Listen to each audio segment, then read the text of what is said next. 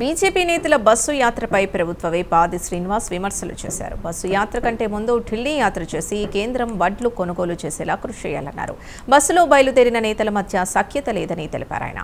మోదీ మూడోసారి ప్రధాని అయ్యాక రైతుకు ఏమైనా మేలు చేశారా అని హైదరాబాద్లో ప్రశ్నించారు. బీజేపీ బీఆర్ఎస్ నేతలు హరీష్ రావు, కేటీఆర్ నాయకులు రైతుల్ని అడ్డం పెట్టుకుని రాజకీయం చేస్తున్నారని ఫైర్ అయ్యారు ఆది శ్రీనివాస్.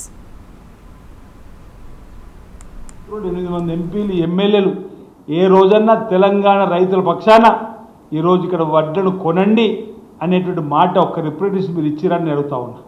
అంతేందుకు ఈరోజు భారతీయ జనతా పార్టీ ప్రభుత్వం మద్దతు ధర ప్రకటిస్తుంది. ఆ మద్దతు ధరకు ఈరోజు ఇక్కడ తెలంగాణ నుంచి 52 లక్షల మెట్రిక్ టన్నులు మాత్రమే కొనుగోలు చేస్తామని చెప్పంటా ఉంది. కేవలం భారతీయ జనతా పార్టీ నాయకులకు మీ ద్వారా అడుగుతా ఉన్నా, ప్రజలకు రైతులకు కూడా తెలవాలి.